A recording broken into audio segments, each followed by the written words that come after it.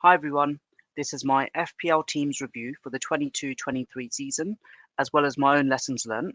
So without further ado, let's get straight into it. So first of all, just for some context, my previous two seasons were among my best ever FPL seasons with two top 5k finishes. And unfortunately, the two seasons prior to that were among two of my worst seasons. So I effectively had to remodel the way I played FPL from 2020 onwards, and it worked wonders for the previous two seasons. So, looking ahead to the 22-23 season, my intention was to literally follow the same approach when it came to team selection and captaincy. So, that was my mindset from the get go. And in terms of how I started the season, it actually worked out fairly well from game week one.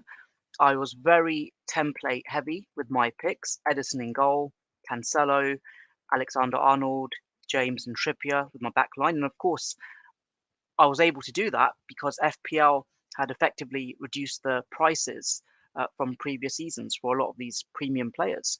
And then a midfield of Mohamed Salah, Luis Diaz and Rashford, and then a strike force of Haaland and Jesus. The only thing really missing here was an Arsenal midfielder and an Arsenal defender, but it was good enough to have a top 1 million rank. In fact, a game week rank of 742k from game week one. So I felt that it put me in good stead for the initial game weeks. And looking at my game week history for the first few game weeks, you can see that I had already broken into the top 250k by game week two. And of course, having Haaland from the get go, I was in a position whereby I invested in him early on and it worked wonders because obviously I had a blip in game week three and then I was able to make up lost ground in game week four. And then by game week five, I was 109k in FPL. And I've been fortunate insofar that 6 of the last 7 FPL seasons, I've basically managed to hit 100k or thereabouts within the first few game weeks.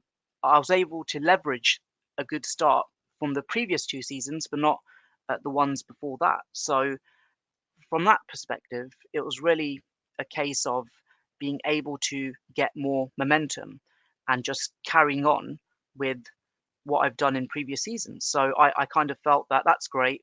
I'm flying high here. What could possibly go wrong?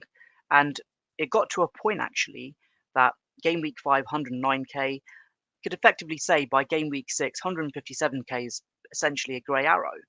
And I was in a position whereby I literally was burning transfers, which I'm going to just show here. So as I mentioned, I lacked Arsenal coverage from the get-go, which I remedied very quickly by game week 3 with Martinelli and Saliba in game week 4. And then I was in this position where game week 5 and game week 6, I was effectively burning transfers. And that's where I made my first mistake during the 22-23 season, because we had a postponement of a game week during game week 7 with the death of the Queen. And I decided that I didn't want to burn another transfer. So I kind of felt that perhaps Arsenal's good run of games was coming to an end and I wanted to unlock funds. And I sold Saliba for Emerson, which I shouldn't have done, because then in the following game week, Saliba ended up scoring and keeping a clean sheet against Brentford. And then I went from 156k to 299k in game week 8. And it only got worse from that point onwards. And it's quite surprising actually that normally by game week 4 or by game week 8, I would have wildcarded in previous seasons. At this point, I was literally, as I've mentioned, burning transfers, and I made my first mistake here as well. So I want to effectively separate my season into 3 parts. So part 1 was game weeks 1 to 7, where hardly any mistakes were made. It was very boring. Transfers were being burnt. But then from game week 8 onwards, I was in this strange yo-yo position whereby I just couldn't get traction at all, and I was really struggling for green arrows as well. So game week 8, 299k, and then effectively being in this 300k rank tier for the following game weeks. And it was then that I decided that I'm going to wildcard in game week 12. And unfortunately, I missed out narrowly on the players who actually were going to go on a fantastic run, such as Almiron, who went on this fantastic purple patch. And I made a mistake as well, whereby I sold Kieran Trippier as well, which obviously was a disaster because he actually had a fantastic first half of the season as well. Um, and in fact, I want to show you my game week 12 team here. In that game week, when I wildcarded, I did score above the average, but the picks just seemed very random as well. So I retained Trippier for the time being, but then this defense, which I don't like recognize at all. I had Guaita in goal, Gehi, Castagna, and Gomez, which seems so random to the defense that you saw in game week 1.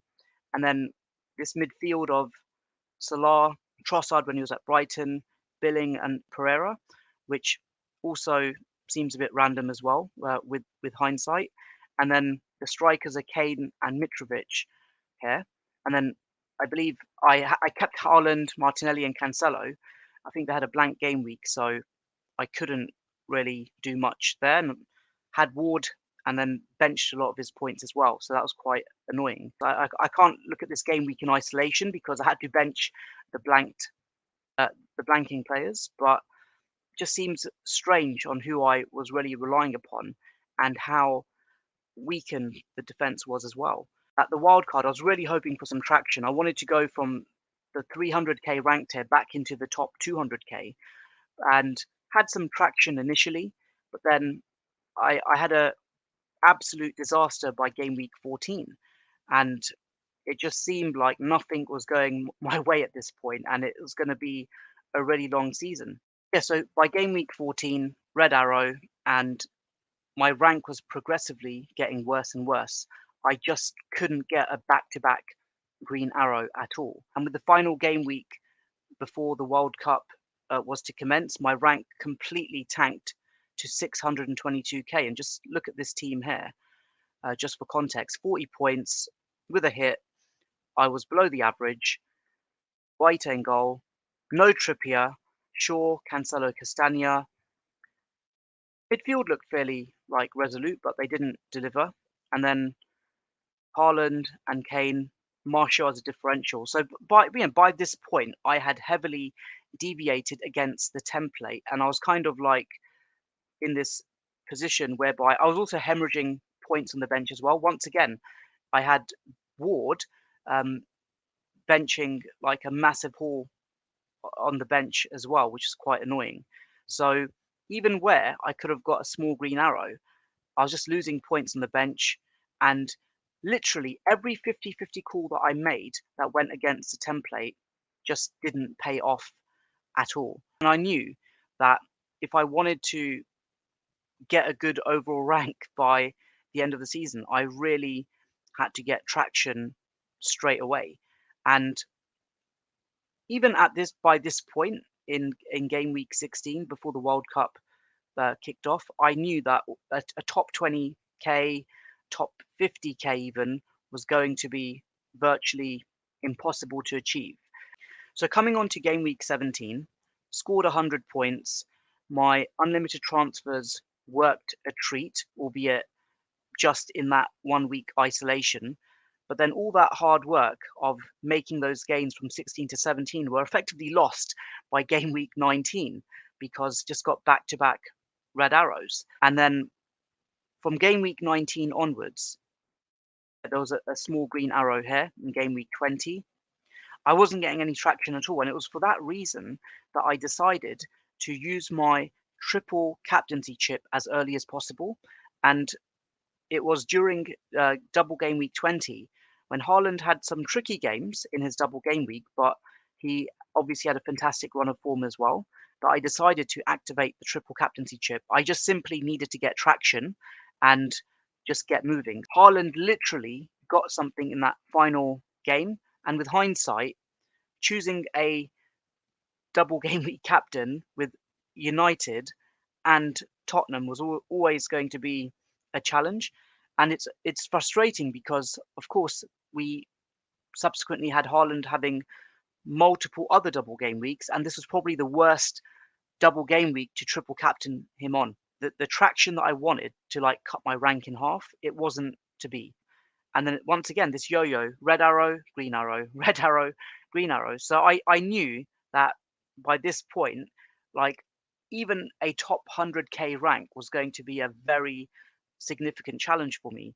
And I had every intention to basically use my chips as early as possible. And once again, you look here from 22 had a green arrow, and then 23, the red arrows just got really bad.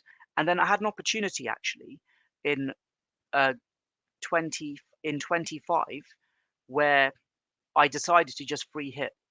It worked wonders because I went from 570k to 400k. And just to show you how that free hit did, I got some great returns from Trent and Saliba. With hindsight, the double Everton didn't work out, but frustratingly, um, had Sarabia on the bench, which at the last minute I switched him for Tarkowski, which I massively regret. Missed out on the 100 club as a result of that. But then, yeah, some differentials paid off, like Foden here. Was it the optimal time to use my free hit? Probably wasn't, but just from my own team's perspective, I needed traction. I needed to get some movement. And ultimately, that's what I got in double game week 25. But once again, the week the game week after, massive red arrow. And it was really at this point that I I actually wildcarded. I believe that it was during this particular game week where Liverpool had a fantastic result against United, and my wildcard wasn't aligned to that. But fortunately, the wild card was used for a purpose, and it was for double game week 27. And this massive rank jump from 26 to 27 was one of the highlights of my season, actually, because I scored 131 points with a bench boost. And it's not often that a bench boost works wonders, but look at that double digit haul for Steele, double digit haul for Gabriel, points across the back line with the exception of Byrne, Martinelli, Mitoma, and then my captain, Ivan Toney, delivered as well. And I kind of cheated with the bench because I kind of, you don't put your premiums on the bench for a bench boost, but I just wanted it um, for my own team's sake. But even if I had the weaker players, quote unquote, the quote unquote weaker players on the bench, it still would have worked out like fairly well for my team. So this bench boost was just what I needed during a season where everything was going wrong. Yeah, so game week 27 was the final roll of the dice because I used my bench boost. All my chips had gone by this point, and it was really a case of getting into the top 200k, which I did for the first time since game week 5, and hoping that I could carry on that momentum and taking risks where possible. So game week 28, 159k, sure 29, 186k, and then small, effectively, this period now from 28, 29, 30 were effectively red arrows. But I didn't mind. At this point, I was just hoping for a top 100k finish. That was my intention from this point onwards. But then game week 32 absolutely wrecked my rank. That I sold Saka for Salah, and I sold me for Alexander-Arnold. It was actually Saka who did the damage. I believe it was a match against Southampton, and I had sold him. His EO was still very high then, despite his form being quite poor, and it just didn't work out. And my equivalent placeholder for Saka was Maddison, who didn't even start at all during that game week. So that absolutely annihilated my rank. So all that effort and traction that I had made um, after double game week 27 with the bench boost, I was now on a red arrow. And with what, 6, 7 game weeks to go, 100k seemed even further away than it was when I was like 600k. So from this point onwards, I was literally riding on fumes, and I knew that any subsequent double game weeks, I had to literally attack them, especially with the risks that I was going to take. So game week 33, 256k, small traction, 34, 221k, back to the red arrows in game week 35. So from this point, I literally had three final chances. I believe there was two double game weeks left, 243k, and it was going to be a massive slog to just get anything at all of substance here. At this point, I'm literally chasing red arrows, so it was like, what else is there to lose? I just had to take the risk from this point onwards. So from my side, it worked out quite well. 118 points in double game week 36. Steele helped my team, as did Trippier, Trent Alexander, and Botman. But ultimately, it was my purchase of Wilson and captaining him that ultimately paid off, because a lot of FPL managers went for Isak, and he didn't score as many points. But this was, like, from my perspective, I leveraged EO in such a way that I knew that I was going against the EO captain, but ultimately I had no other option but to do so, or else my rank was going to either improve slightly or go worse slightly if I went for Isak. So Wilson, with his 48-point haul, which I believe was my highest captaincy haul for the season, was the uplift that I needed in double game week 36. The rank went from 243k to 184k. So I was back in the top 200k with 2 game weeks to go.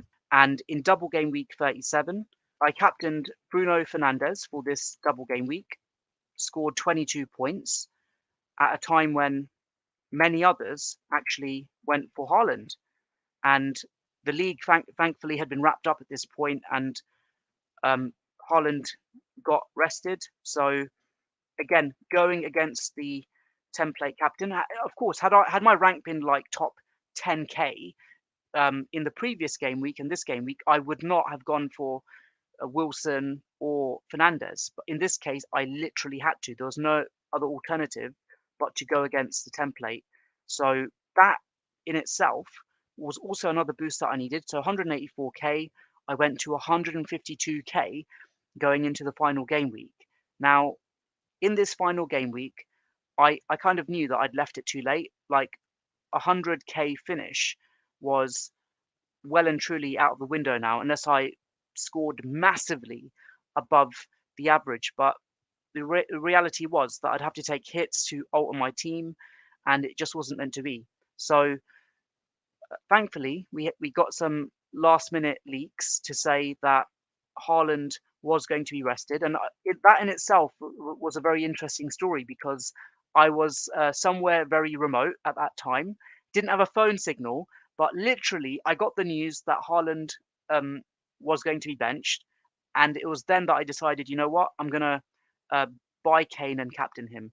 Just had to go against template in that instance, and to my surprise, a lot of people actually didn't even buy and captain Kane as their Haaland replacement. Some just thought, oh, maybe he'll just come off the bench and break more records ultimately. But in my case, I had to just go for broke. Thankfully, the transfer did go through despite the limited phone signal. So in the final game week, 62 points, and it was quite like sparse in terms of the points across the board. Steele, Botman, Trippier didn't really do much. Mitoma, McAllister didn't do much. But I wasn't going to take a hit on the final day of the season simply because I just don't feel there's value there.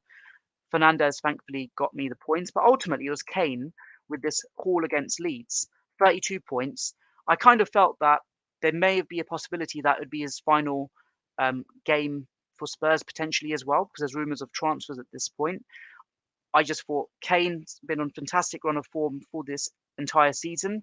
He's been overshadowed somewhat by Haaland, so I'm absolutely going to go for him, and thankfully he delivered.